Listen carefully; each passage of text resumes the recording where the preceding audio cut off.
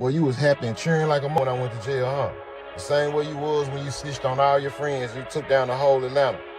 This man who just walked out of a Memphis courtroom a free man after beating one of the most high-profile murder charges in hip-hop history is now back in legal trouble. For the man who was acquitted last year in the high-profile murder case of Memphis rapper Young Dolph is now facing new charges. Hernandez Govan is charged in connection to allegations he threatened. And in the middle of all of it, he's dropping names and putting Lil Woody on full blast for snitching on him. Behind that tough exterior and that not guilty verdict, Hernandez Govan has been carrying a story that the streets are only now starting to hear. A story that started with the assassination of Young Dolph on a cold November afternoon in 2021. This is the Hernandez Govan trial, accused of being the mastermind in the death of rapper Young Dolph, a Illinois, Chicago-based rapper who was killed in 2021 in a hail of gunfire. And has never really stopped unfolding since. The shocking truth behind what's really going on between Govan and Lil Woody is more layered,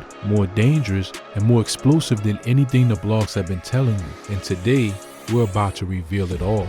Yo, what's good, fam? Welcome back to the channel. If you're new here, this is where we don't do surface level coverage. We go deep, we go raw, and we keep it 100 with you at all times. Today, we're diving into some real street drama that has been shaking up Memphis and the entire hip-hop community. Because Hernandez Govan is speaking out, Lil Woody is being exposed, and the internet is absolutely on fire right now. Make sure you stay locked in till the very end, because this story has layers that most people haven't even scratched the surface of yet. Let's get into it. Now, before we get into this wild ride, let me keep it 100 with y'all.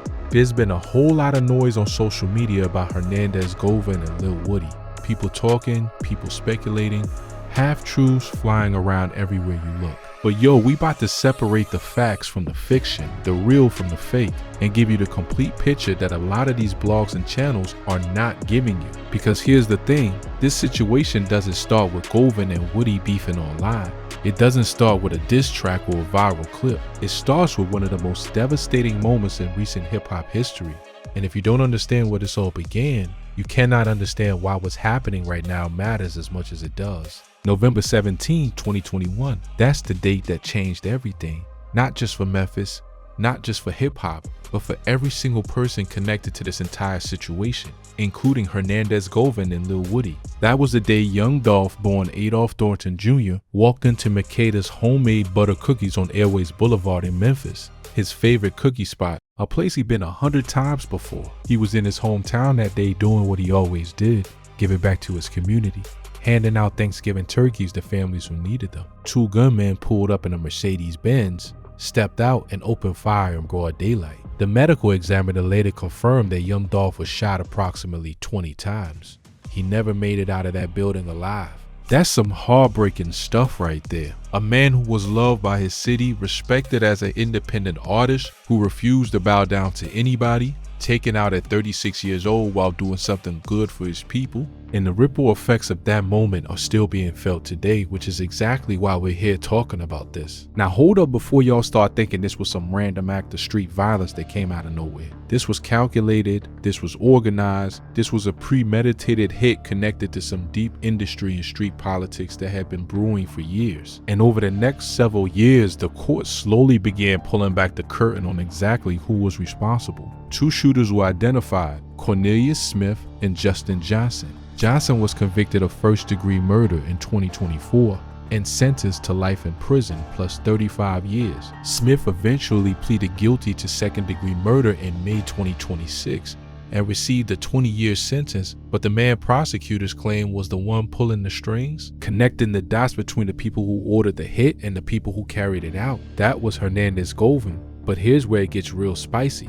because Govan walked free. And now, he's talking, and one of the names coming out of his mouth is Lil Woody. So check it, Hernandez Govan is a 47-year-old Memphis man who, according to prosecutors, was the middleman in one of the most high-profile murder plots in recent rap history. He wasn't accused of pulling the trigger on Young Dolph himself, but the state alleged that he was the connector, the man who recruited the shooters and coordinated the entire operation on behalf of someone much higher up the food chain. That someone was Anthony Big Juke Mims, Yo Gotti's brother and one of the key figures connected to CMG's street operations. Prosecutors allege that Govan began planning Young Dolph's murder as far back as June 2021, months before it actually went down. According to Cornelius Smith's testimony during the trial, Govan recruited both him and Justin Johnson to carry out the killing, and Govan himself was seeking a $10,000 payment for putting the whole thing together. Now in the streets, we know how the chain of command works. The person who orders the hit, the person who carries it out, and the person in the middle facilitating everything. The law treats all of them as equally responsible, and prosecutors went absolutely hard trying to make that case stick against Govan.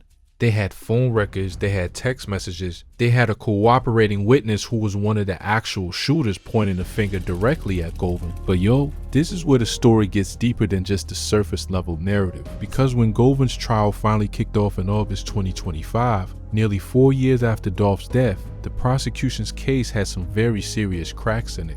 August 18, 2025. Hernandez Govan's trial officially begins in a Memphis courtroom. The whole city is watching. Young Dolph's fans are watching. The entire hip-hop community is watching. Prosecutors come in with everything they have. Phone records, text messages, and a live testimony of Cornelius Smith, who has already admitted to being one of the two men who pulled the trigger on Young Dolph. Smith gets up on that stand and points directly at Govan. He testifies that Govan was the one who brought him into the operation, that Govan was the bridge between the shooters and Big Joke, and that the whole plot was organized through Govan's coordination. On paper, that sounds damning. A man who was actually there, who actually committed the murder, sitting in a courtroom telling the jury that Govan was the architect. But here's where it gets real. Govan's defense team took that testimony apart piece by piece, and the central argument they made was powerful. Why would you take the word of a convicted murderer who had everything to gain from cooperating with the state? Cornelius Smith had already admitted to killing Young Dolph. He was facing the rest of his life in prison. He had every incentive in the world to say whatever the prosecution needed him to say in exchange for a lighter sentence. The defense hammered that point relentlessly, and there was another layer to it. During the trial, it actually came out that some people in Govan's own circle had suspected Govan himself potentially cooperating with law enforcement at some point, which the defense used to argue that the whole story didn't add up. If people around Govan thought he might be a snitch, why would Big Joke and the people who allegedly ordered the hit trust him enough to put him in the middle of something this serious? The logic had holes in it. Let me break it down for y'all. The jury saw those holes too. After the trial concluded, they deliberated for roughly 3 hours. 3 hours, fam, for a first-degree murder charge in one of the most high-profile cases Memphis has seen in years. And the verdict came back not guilty on all counts. The DA's office was disappointed. Young Dolph's fans were devastated. Memphis was shaken, but Hernandez Govan walked out of that courtroom a free man, and he didn't waste a single second staying quiet about it. After the acquittal, Govan went on a media run. He sat down with Vlad TV. He addressed the public directly. He got into a heated exchange with blogger Seti Nash, who he felt had painted a false narrative about him throughout the trial. He made it very clear that he was not the type of man to sit back silently after everything he had been through. He had been through years of legal battles, years of people in the media calling him a murderer, years of carrying charges that could have sent him away forever. And now that he was free, he had a lot to say. But yo, this is where we got to address the real heat. Because among all the things Govan started talking about after his acquittal, one name kept coming up. One name that connected the Memphis world he was from to the Atlanta street politics that had been dominating hip-hop headlines for years. Lil Woody. Govan went on record saying that Lil Woody had managed to fool everyone around him. That the streets had been hoodwinked by Woody's whole act. That behind the clowning, behind the I don't recall moments, behind the internet persona, Woody was actually out here doing real damage to real people. And Govan was saying that H.E. was one of those people. That Lil Woody had snitched on him. That's some explosive stuff right there. Let that sink in for a minute. A man who just beat a murder charge is now publicly accusing one of the most controversial figures in hip-hop of putting his name in rooms with law enforcement. That's not a small accusation. That's a declaration of war. Now, this is where we got to address the full picture of Lil Woody, because if you don't know his complete story, you won't understand the weight of what Govan is saying. Lil Woody, born Kenneth Copeland, is a rapper out of Atlanta who became the single most talked about figure in the entire YSL RICO trial against Young Dolph. And when I say talked about, I mean for all the wrong reasons. Here's the background. In 2022, Young Thug, born Jeffrey Williams, and 27 other individuals were indicted in Georgia under the RICO Act. Prosecutors alleged that YSL, Young Slime Life, was not just a record label but a criminal street gang responsible for numerous violent crimes including murder. The case became the longest criminal trial in Georgia history. Lil Woody was positioned as the prosecution's star witness. He was the guy who was supposed to connect Young Thug and the entire YSL organization to a pattern of gang activity and violence. The DA's office was banking on him heavily, but what happened when Woody actually took that witness stand? That's something the hip-hop world will never forget. The real tea that got everybody shook was this. Lil Woody got up there and essentially burned the prosecution's entire case down from the inside. When prosecutors asked him about alleged crimes, about incidents, about conversations, his response became one of the most legendary moments in courtroom history. I don't recall. Over and over and over again, hundreds of times across multiple days of testimony, the man said, I don't recall, so many times that he literally released a rap song with that exact title while the trial was still happening, in real time, while he was still on the witness stand. Let that sink in for a minute. But it gets even wilder than that. Woody actually admitted on the stand that he had been lying to police for years. He said openly that when cops kept pressuring him and locking him up, he would say whatever he thought they wanted to hear just to get them off his back. His exact words were, I was trying to tell them anything to get them off of me. He openly admitted he placed blame on Young Thug for things that Thug had absolutely nothing to do with, because he knew police were obsessed with Thug's name and figured feeding them Thug would get them to leave him alone. And then, and this is where it gets truly unbelievable, it came out in open court that Woody had invented two completely fictional people to snitch on. He made up characters. He called them Lil Mike and Quez. He told police these made up people were involved in a crime, sending investigators chasing people who did not exist. The attorney asked him point blank, you invented a person out of thin air, correct? And Woody confirmed it on the record. Now for those who know the culture, that's still snitching. You sat in front of law enforcement, you cooperated, you gave up names, real or fictional. The act of sitting there and talking, of trying to negotiate your freedom by feeding information to police, that is cooperation, period. And the streets don't respect that regardless of whether what you said was true or not. But Woody carved out this unique space where he argues he never really snitched because everything he told them was a lie. He says he was protecting himself, not cooperating. And fam, I'll be honest, some people in the streets actually buy that argument. It's a gray area that has divided the culture for months. But yo, Hernandez Govan is not living in that gray area. And here is exactly why. But here's where it gets interesting. Because Govan's claim isn't just a general accusation. He's not just saying Woody is a bad person or that he doesn't like him. He is specifically saying that Lil Woody put his name in law enforcement's ear. That Woody, directly or indirectly, had something to do with the heat that came Govan's way. Think about the weight of that claim. Govan just spent years of his life fighting a murder charge. He sat in jail. He went through a full trial. He watched prosecutors try to build a case that could have sent him to prison until he died. And now he is standing up publicly and saying that Lil Woody, this same man who was the state star witness in the YSL RICO case, was also moving against him behind the scenes. Now in the streets, this accusation carries enormous weight. The streets been talking about Lil Woody's loyalty, or lack of it, for a long time. But when a man of Govan's profile, someone who just survived one of the most serious legal battles in recent Memphis history, steps up and puts Woody on blast personally, that changes the conversation entirely, because now it's not just abstract gossip. It's a direct personal accusation from someone with real skin in the game. And Govan is not known for backing down. After his acquittal, he went after bloggers, he went after YouTubers, he went after anyone he felt disrespected him or lied about him. So when he turns that same energy toward Lil Woody, the streets understand that this is not just talk. Now let's talk about how Woody responded to all of this. Because true to form, Woody didn't miss a beat. Real talk, Lil Woody has become something of a polarizing internet personality since his time in the YSL trial spotlight. He's chaotic, he's outspoken, he says whatever comes to mind, and he absolutely loves stirring up controversy. That's his brand at this point. And when Hernandez Govan caught these new stalking and harassment charges in June 2026, Woody had what some people might call the perfect opportunity to come out of his corner swinging. Here's what happened with Govan's new case. On June 11, 2026, the Memphis Police Department's fugitive unit located and arrested Hernandez Govan near Getwell Road in American Way. A warrant had been issued the day before charging him with harassment and stalking, both misdemeanors. The charges stem from a domestic-related incident that was first reported on June 4. According to investigators, Govan allegedly repeatedly harassed a woman, his former girlfriend, threatening to shoot up her residence and threatening to post explicit videos of her on social media. And in a moment that tells you everything about the mindset involved. After officers and National Guard members reportedly checked the area following one of his threats, Govan allegedly sent another message that said, "The National Guard can't save you. They can't be there forever."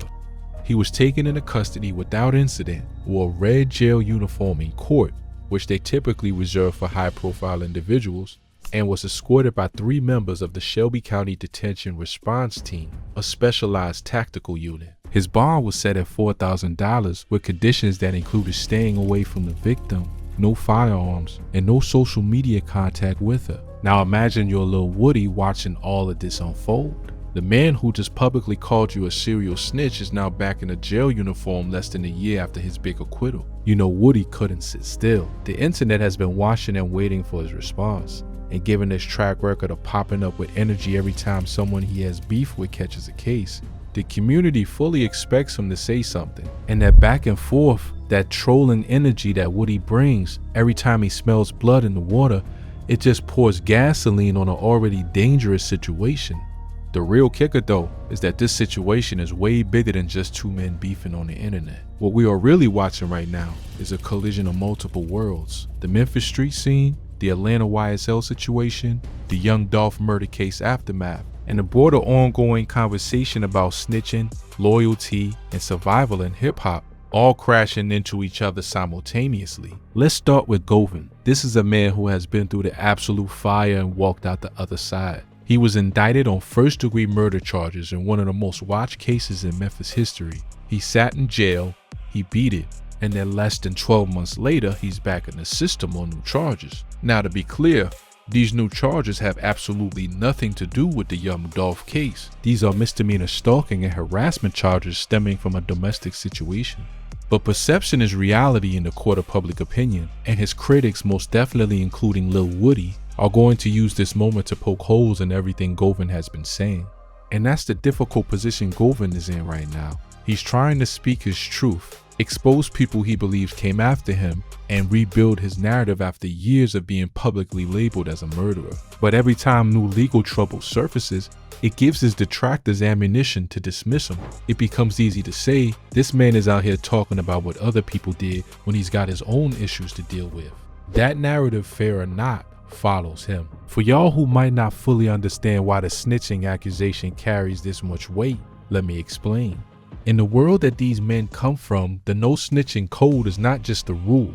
It is a way of life that has deep historical roots. It exists because for generations, law enforcement has been used as a tool against black communities, and cooperation with police has often resulted in outcomes that destroyed those communities rather than protected them. So when someone breaks that code, it is not just a personal betrayal. It is seen as a betrayal of the entire community. But here's where it gets genuinely complex. Because in the modern era of RICO cases, federal and state racketeering charges that can use your associations, your social media posts, your music lyrics, and your phone records against you, the pressure on individuals to cooperate with the government has become almost impossible to describe. Prosecutors offer deals, they threaten decades in prison, they play people against each other, and in that environment, some people break.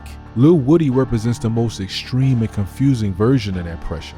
He had an immunity deal, he testified, he gave statements, he fed law enforcement names, real and fake, and yet he has managed to maintain a version of street credibility by insisting that because he lied, it doesn't count as snitching. That is a philosophical argument that the culture is still debating.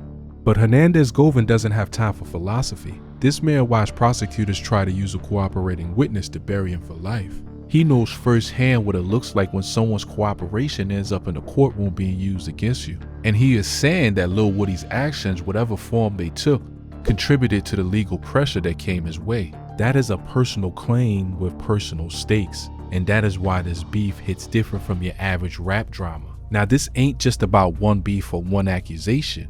This is about something that runs through this entire story like a current, the irony of who is calling out who and why. Think about it. Hernandez Govan, a man who was accused of being the middleman in a murder plot, who was painted by prosecutors as someone who operated in the shadows and facilitated violence, is now the one standing up publicly and screaming about loyalty and betrayal. And Lil Woody, a man who was literally positioned as the state's star witness against his own people, who sat in the courtroom and said, "I don't recall," hundreds of times while prosecutors tried to send Young Thug away forever, is the one being called out as a snitch. The layers in this situation are genuinely remarkable because in a different world, in a different set of circumstances, Govan and Woody might actually have more in common than either of them would want to admit. Both have been in rooms with law enforcement, both have had their loyalty questioned, both have been accused of operating in ways that hurt people around them, and now they're pointing fingers at each other on the internet for the whole world to see. The street's been talking about this dynamic for a while now, and the conversation isn't just about these two men specifically. It's about the broader reality that in the world of RICO cases and federal prosecutions, the line between victim and perpetrator, between snitch and survivor, gets blurry very fast. The real question that people in the culture are asking right now is simple. Who do you believe? Do you believe Hernandez Govan, a man who just beat a murder charge and has every reason to be angry at the people he feels set him up? A man who has been publicly vocal, consistently on the record, and willing to put his name and face behind his accusations? Or do you believe Lil Woody's version of events, that he never really snitched, that everything he said was a lie, that he was just protecting himself in an impossible situation, and that Govan is just deflecting from his own issues by pointing fingers? The streets are divided on this. Real talk, there are people who ride hard for Govan because they feel he was targeted unfairly in the Young Dolph case and that the system came for him with a weak case built on the word of a killer looking to save himself. And there are people who look at Govan's new charges and say, this man just threatened to shoot up a woman's house and send the National Guard a message. How seriously can we take what he's saying about anyone else? And then there's the Lil Woody contingent, people who genuinely believe that because Woody lied to police, he can't be called a snitch in the traditional sense, that he played the system rather than cooperating with it, that his "I don't recall" testimony actually protected people rather than harming them. This is not a simple conversation, and that's exactly why it keeps going. At the end of the day, Hernandez Govan's situation and this whole beef with Lil Woody isn't just about who snitched on who. It's about something much deeper than that. It's about the cost of the life. It's about what happens when the code of the streets runs headfirst into the machinery of the American legal system. It's about loyalty, survival, power, and the impossible choices people make when they're backed into corners with no easy way out. Govan beat a murder charge that most people expected would end with a conviction. And that is remarkable, genuinely remarkable. But he couldn't stay free from legal trouble for even 12 months before finding himself back in a courtroom. Not on a murder charge, not on anything connected to the Dolph case, but on charges that come from a completely different set of decisions he made in his personal life. And that tells you something profound about the cycle that these situations create. You might beat the big case. You might walk out of that courtroom with your hands up and a not guilty verdict ringing in your ears. But the life doesn't stop following you. The decisions don't stop catching up with you. The streets don't forget. And the law doesn't stop watching. For Lil Woody, the story is equally complicated. He will never fully escape the snitch label. Not in this culture, not with this history. No matter how many interviews he gives explaining that he lied, no matter how many songs he drops, no matter how many viral moments he creates, the stigma is permanent. And Govan putting his name back in the street's mouth at this particular moment just ripped that wound back open. Real talk, in the middle of all this back and forth between Govan and Woody, we can't lose sight of what this is all really rooted in. Young Dolph was a real human being. He was a son, a father, a partner, a friend, and a community figure who genuinely loved Memphis and showed it constantly. He built his career on independence, on refusing to bow down, on doing things his way regardless of who tried to pressure him otherwise. And he was murdered for it. All of these people, Govan, Woody, the shooters, Big Juke, everyone in this entire web, they all intersect at the point of that tragedy. Every accusation, every courtroom moment, every viral beef clip, it all leads back to that November afternoon in 2021. And while the courts have technically resolved the major legal questions, Johnson is in prison, Smith took his plea, Govan was acquitted.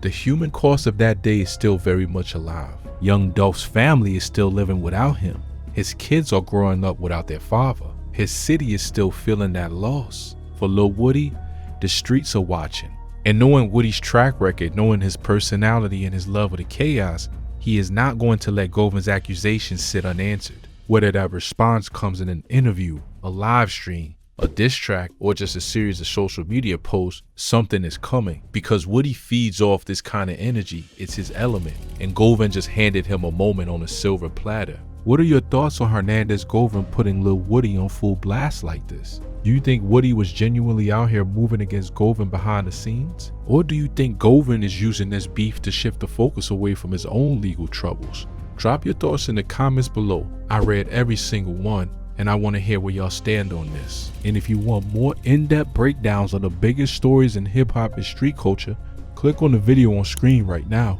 We keep it real on this channel every single time. Stay locked in, fam. Peace.